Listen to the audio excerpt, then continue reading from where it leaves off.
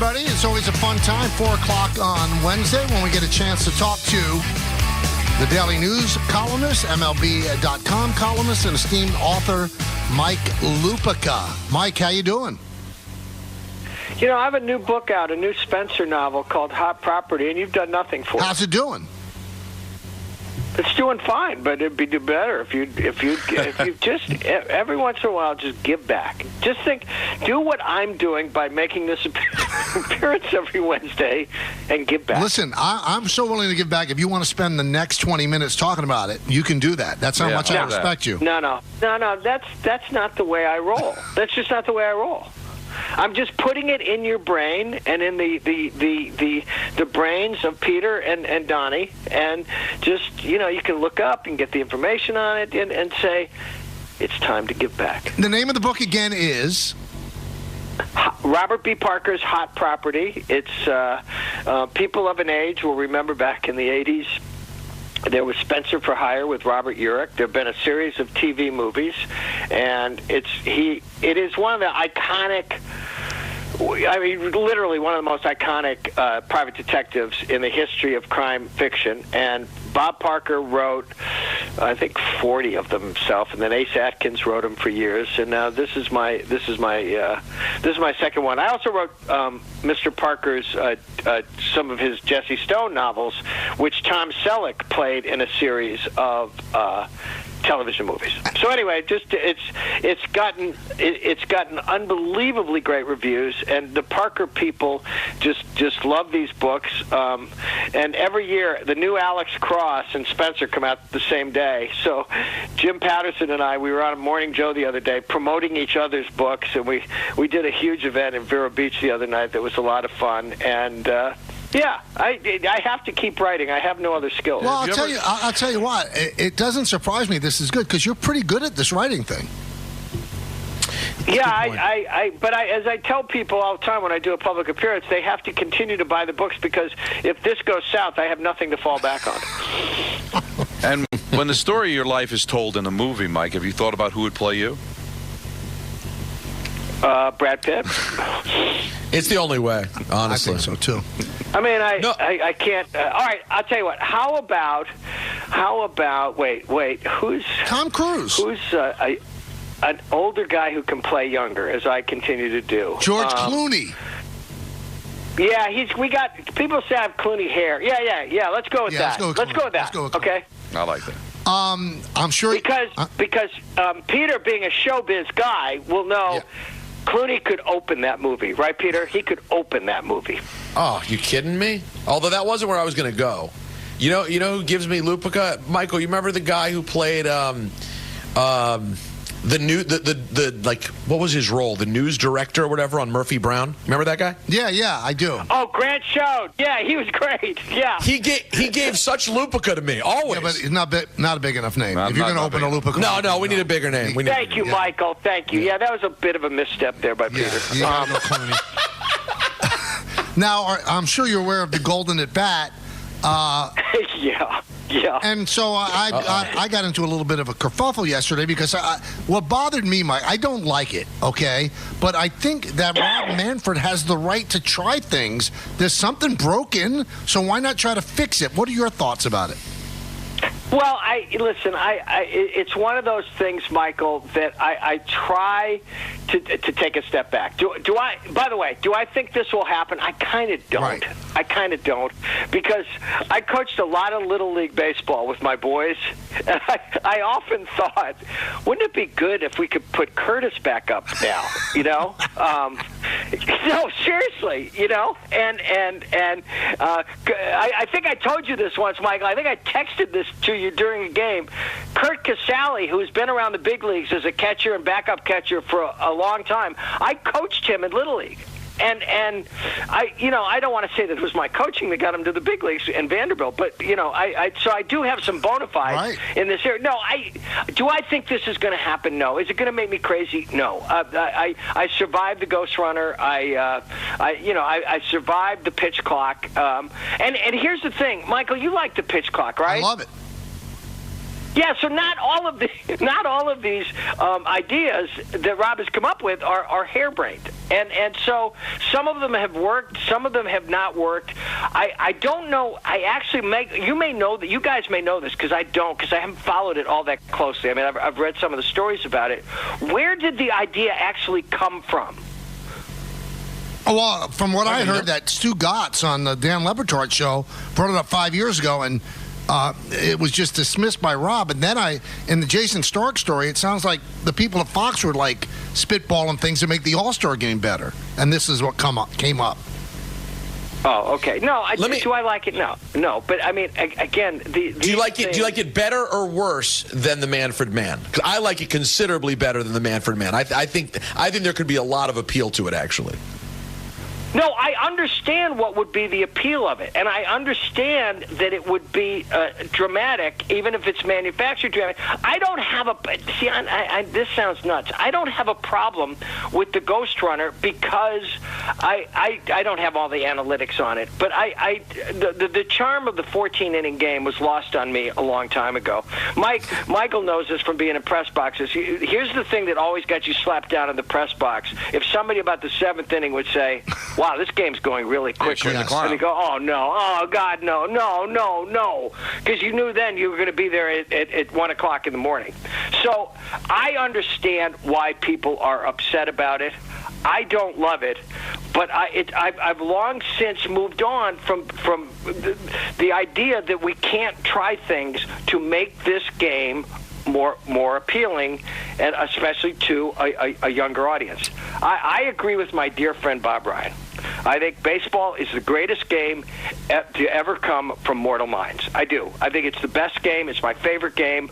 I've loved baseball my whole life. I've said this many times. There's nothing more enjoyable for me as a sports fan than sitting at the ballpark with my kids on a summer day. That's it. That's my favorite thing, because in addition to everything else, the thing I love about baseball crowds is they're extremely ecumenical. They cross all possible boundaries. It's just it's a great little corner of America when a game is being played. So here's the thing, and it sounds like I'm dodging the question. I'm not. I don't think the idea comes from a bad place. I think that they're constantly looking for a way to pump this game up with something other than drugs. Mike, we lost Lou Carnesecca, and you wrote about how sitting down for an interview with him was not in the clubhouse or, on the court. It was like going to his house and having dinner. What were some of your favorite interactions with him? Oh, Donnie, I every spring I would hit the road with St. John's. And Louis used to say, when we were waiting to find out who they were going to play and where they were going to go, he'd say in that dog whistle voice, I used to do a pretty good impression. I can't do it anymore. It's just a question of whether it's going to be the big suitcase or the small suitcase. That was how he evaluated. So sometimes we'd end up in Salt Lake. One of my happiest memory of Louis, and I have a million of them, because I tweeted this out the other day. When you'd go out to St. John's, you'd just walk over to his house, and Mary Carnesecca would insist that you eat. And what I said the other day, Donnie, is true. By the time you'd been with him for an hour or two, I would forget what I was out there to ask, what column I was out there to try to write with him. He was all that. My happiest memory was the day in McNichols Arena in Denver, Colorado, when they're going to make the Final Four finally. And Chris Mullin, it's like in the last minute, and Chris is standing at center court. He's looking over at Louis, and Louis is looking out at him, and there was a timeout, and Louis goes, "Mo, we're going." Mo, we're going is if of all the things he ever said to me, that's the happiest moment I ever had being around Louis Carnesecca. He just was great. I said, I don't know if this is going to happen. I hope it does. I suggested the other day that Rick Pitino ought to wear an ugly sweater when they next play a home game. I hope he does. Yeah, that would be a great idea. I know they have a Louis Pat set they're going to use and all that. So, he was a really good guy. He lived to be my father's age, Michael. They were the same generation. We used to talk about that. My dad lived to be 99 and ended up a little shorter of 100 than Louis did. And it wasn't just a great basketball story. It was a great New York story. You know, this little guy from St. Anne's and then who ended up sitting next to the great Joe Lapchick. And you know, he used to talk all the time about Lapchick's nightmare. And he said it still woke him up in the middle of the night because your team is playing and they can't make a basket. Hey, Mike, can we ask you something real quick? Since you just mentioned your dad, Michael brought this up a couple days ago with Chris Mullen, and you actually experienced it. So when someone you love that much dies at such an old, ripe age, how do you process their death? Like, where is the sadness versus the gratitude when something like that happens? Peter, it's a great question because I never felt cheated with my dad. And anybody who reads my column, I used to write about my dad all the time. He was a war hero, a bombardier at 20 over Europe. I'm walking over my desk right now, I can put my hand on his dog tags and the 31 missions, his list that he flew, 20 and 21. Think about that. I didn't know anything about anything at 20 and 21. And so my relationship with my dad was great. And you know, at the end, his mind was intact. He just ran out of gas. And when I got up there 2 days before he died, and he was slipping in and out of consciousness then. And when I got there, I said, "Hey, Pop." And he opened his eyes, and this huge smile comes over his face, and he just goes, "Michael." And that was literally the last thing he ever said to me. And I used to write about this all the time. Every conversation we had on the phone began the same way. "How you doing, Pop?" "Great." He thought every day of his life was going to be the best day he ever had because he told me once he came back from World War II, he promised himself he's never going to have a bad day ever again. Wow. It's remarkable. It's, I mean, and you know, 99, and you know, when we brought that up to Chris Mullen, Mike, that's when he started to cry. You know, get him choked up. He said, you know, there's sadness. He goes, but then you realize that it's such a great life and a great American life. He said, but you know what? I'm really going to miss having him make me laugh. He said, yeah, Mike, that's what you miss. I'm telling you. Mike, I will tell you this honestly, and this isn't just for the sake of this conversation or the context of Louis dying at the same age my dad did, okay? There are still, he's been dead over a year and a half now. There are I'll be watching something in a game, okay? And I'll start to reach for the phone to call him. Yeah. I still do that. But again, I got everything out of him. I never gave as much as I got, and he was, you know, I was not anything like the person he was, because the thing that I always told people the thing about my dad was, and Louis was kind of like this too. Okay, you know what I believe the key to his longevity was? He was kind. I think his kindness was like a fuel that propelled him forward, even as he got into his 70s and 80s and 90s, and he was the same as Louis in this way. Even the older he got, there was never a room that he walked into that everybody wasn't happy to see him.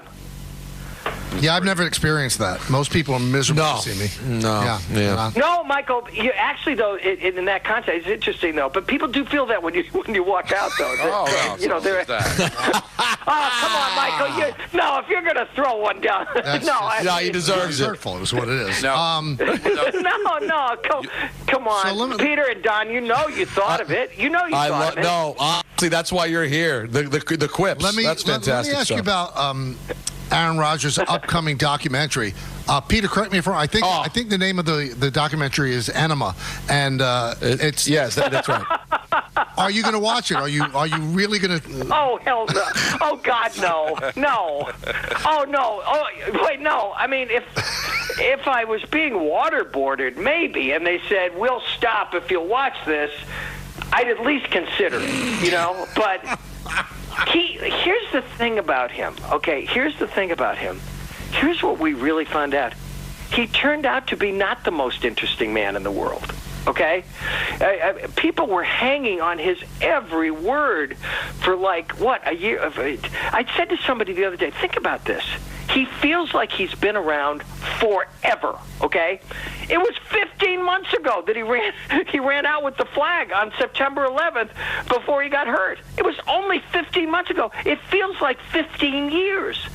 And we've been listening to him, and expound on everything in football and the whole thing every week with Pat McAfee, which, by the way, was brilliant on McAfee's part to make him a regular. Absolutely. I'm not dismissive of brilliant. And just in the terms of audience and attention and everything. But no, here's what I'll ask you guys this, okay? At this point, is there anything you feel you don't know about this guy? No, well, the thing I brought up, Mike, is that he just seems like football's not enough. It's almost like I don't want to be this common football player. I want to be something else. And it probably bothers him to no end that he's going to be remembered as a great football player and not something else. He's trying so hard to be something else. Yes, and the fact is, somebody said this the other day, and I apologize for not remembering who it is. Somebody may have written it, or maybe another player, who said, people overlooked all this stuff when he was great. He's not great anymore. He at 41 is Willie Mays at 41. The first time I ever wrote it, I said no, it's kind of because Michael was right. He's talked about it the other day. Willie wasn't as bad as people thought. No, and he's better than Rodgers. And Rodgers isn't as bad, but everybody who's now saying this about this guy, it's not all his fault. Nobody says it's all his fault. But what we know is there have been 5 times where he ended up with the ball at the end with a chance to win the game for his team this season, and he's 0 for 5. He was brought here to at least get a couple of those 5, and he's been incapable of doing this. And when he said a couple of weeks ago, I want to play next year, my first reaction is, what's the good news? Also, Mike, I'm glad you brought that up because I think that's the stat too. The 0 for 5 on game-winning drives is absolutely. It's the sign that the guy who he used to be is dead. I mean, that guy just and then the fact that this week Sam Darnold got his first ever. I loved the symmetry of the whole thing. You couldn't write it. No, it was a great Sunday for ex-Jets. Geno won, Darnold won, okay? And here's another thing about Aaron Rodgers, okay? And we're probably running out of time on your favorite 20 minutes of the week. But, okay, I loved watching him play football. There was nobody I ever saw play the position that I loved watching more than Aaron Rodgers. Us too. Yeah. But guess what? Maybe it's not an accident that he only won once. Maybe it wasn't all Mike McCarthy's fault. I always, even after he got here, I kept reminding people that the last 2 big games he played for the Packers at home, one was a playoff game on a Saturday night at Lambeau. I think it's Saturday night at Lambeau, where he lost to Jimmy Garoppolo and the 49ers. And the next year, the last game of the regular season, what was essentially a playoff game against the Lions at Lambeau, he couldn't win that game either. And so the signs were there that he was in decline, but everybody got so swept away and then, you guys don't know this, Super Bowl or bust. And I kept looking at that team and saying, really? I've got to read you this quote. Rich Cimini just tweeted this out. So Rodgers is talking again. He never stops. And so Cimini writes, when asked if it's a ridiculous notion given his career accomplishment that he needs to prove himself over his last 5 games to enhance his standing for the 2025 roster, Rodgers said, quote, I think it's ridiculous. With all due respect, if they want me to stay, fantastic. If it takes these 5 games, maybe they don't know what I bring to the table. What is that, Mike? What does he bring to the table? It just shows how detached from his own reality he is. He's a very bright guy. There's no question he's a bright guy, okay? He's one of the most unaware people and I'm talking about self-awareness, that I've ever seen. What you bring to the table, I'm sorry, what did you bring to the table when you had a chance to be the Vikings? What did you bring to the table when you had a chance to beat the Bills or the Broncos or any of those games? And what did you bring to the table when you were afraid to throw the ball down the field, you were afraid to get hit, and you moved around in the pocket like you've calcified? Yeah, it's not a good table, but this has been a great spot. Yeah, this might have been the best ever. I truly. I think it was his best. It was emotional. Yep. It was sad. Yep. It was loving. Had It was pathos, funny. yeah. It was the episode you couldn't afford to miss. Mike, thanks. Do you think I'm going to show up here on Wednesdays and have you guys grade me? I don't know. That's an excellent point. You're above that. We usually do it after you hang up, Mike. This time we just did it in person. You know what I mean? Guys, have a great week. I'll talk to you next Be Wednesday. good. That's Mike Lupica. Go buy his new book where books are sold, either on Amazon or BarnesandNoble.com or in any local bookstore. You should support them as well. How about that? A little nice thing to say. You know what I'm talking about? Mm-hmm. ENN is coming up. No bigger ENN than the one in the middle of the week. It's like the meat in a sandwich. You know what I mean?